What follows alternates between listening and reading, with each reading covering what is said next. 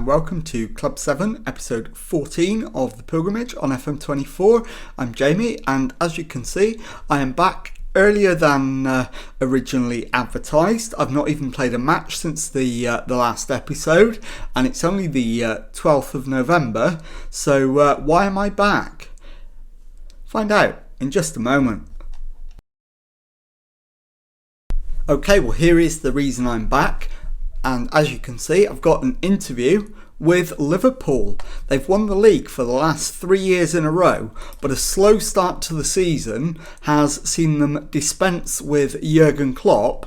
Yes, he's still or was still the manager until very recently.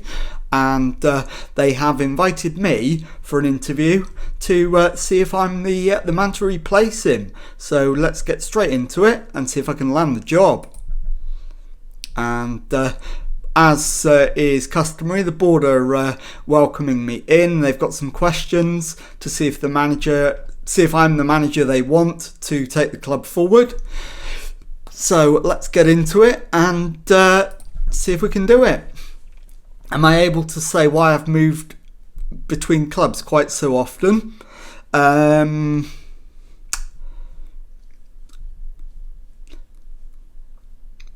I am going to say I've been ambitious, and when an opportunity arose for me to further my own prospects, I felt obliged to take it. So I'm going to go with that.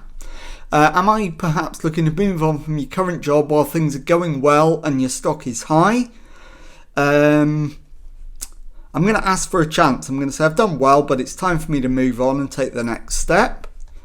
Why have you felt it acceptable to apply for a number of jobs whilst employed by another team throughout your career? I will always put my own best interests first. Are you able to ease on worries about your apparent failure to cultivate a strong dressing room atmosphere? I've still managed to be successful, or I'll say that was the exception rather than the rule. Am I able to ease their worries about losing the backing of my players and the subsequent airing of dirty laundry in public? Again, I'm going to say that was the exception rather than the rule. We tend to give our managers time and stability they need to get the job done. Are you in it for the long haul? Yeah, I want to emulate the best long-term successful managers. I want to be as revered as they are. We've been performing well below expectations, even though we're on our best run of the season. Could you get this team back on track? Yeah, I can absolutely motivate them and get them back on track. Do I want to make any changes to the backroom staff? Yeah, I want to take my assistant manager with me, so I'll ask for a small budget. And in terms of board culture, they want possession football, good. Entertaining football, that's me. High tempo pressing football, I intend to play a gegenpress style. Make the most of set pieces, we can certainly do that. Defensively solid is favoured, should be okay.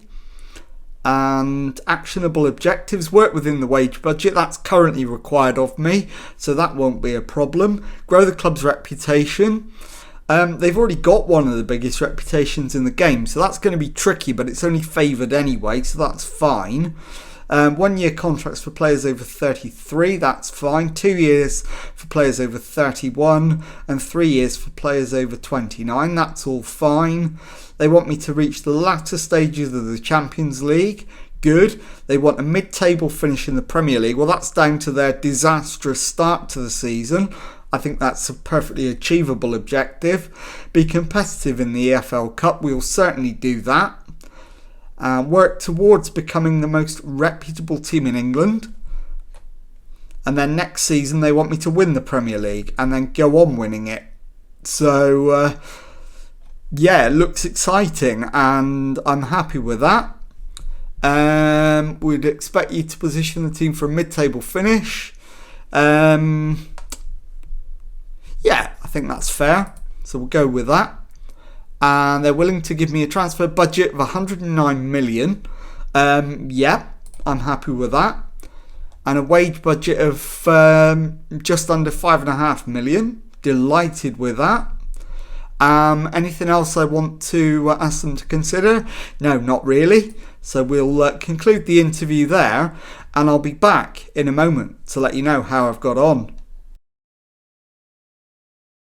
Okay, well, just 4 days after the interview, Liverpool have got back to me, and they've asked me to suggest any changes to the backroom staff. So it looks like I'm probably getting the job. So let's have a look and see if I can take my assistant manager with me. Let's see, is he interested? Juan Malillo. Yep, he's absolutely interested. So Pep Linders will not be the assistant manager any longer. Is there anybody else I want to take with me? I think I will take my technical director with me, Sean Keane, and also in fact, no, I'll leave the director of football as it is. So that is it. And I can certainly afford those changes. So let's submit that.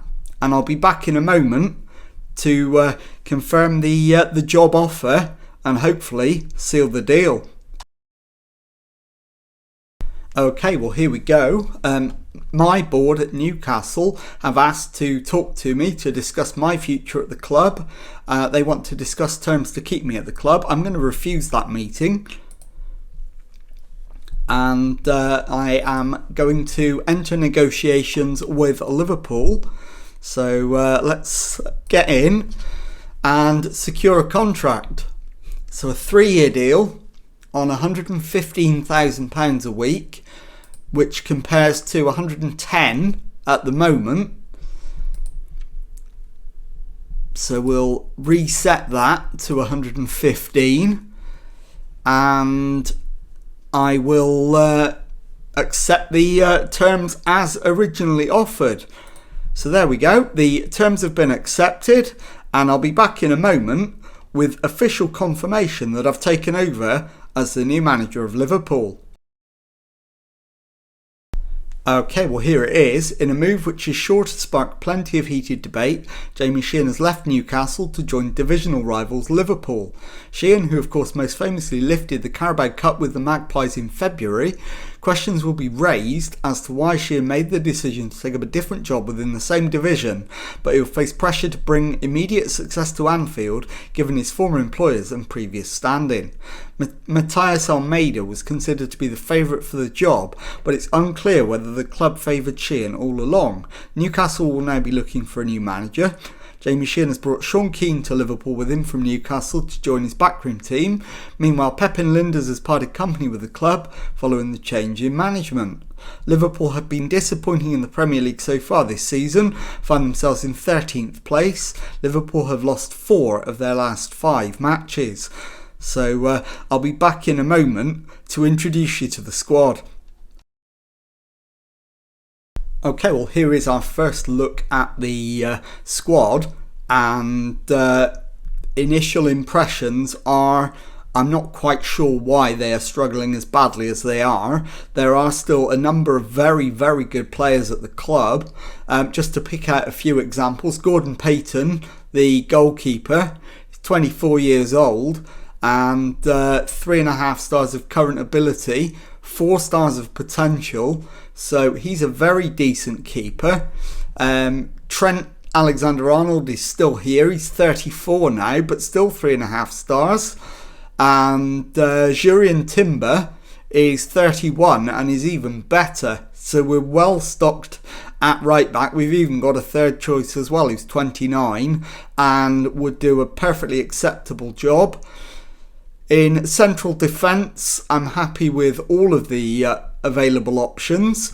Left back, we have got Nuno Tavares, who's 32, and at 2.5 stars, he's probably past his best.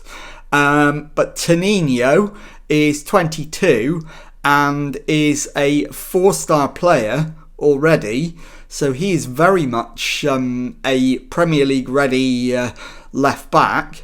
Defensive midfield, we've got 3 options in there, all of which are pretty good. The best of the bunch is Stefan Bajcetic, who is 28, so he's still got a few years left in him yet.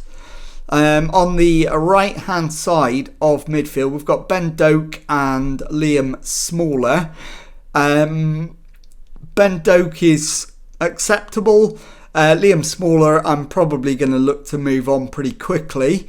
Central midfield is an area we're definitely light on. We've got Kefren Turam and Brody Strachan, who are both decent.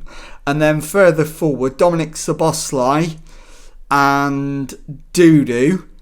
Again, both of those are decent players.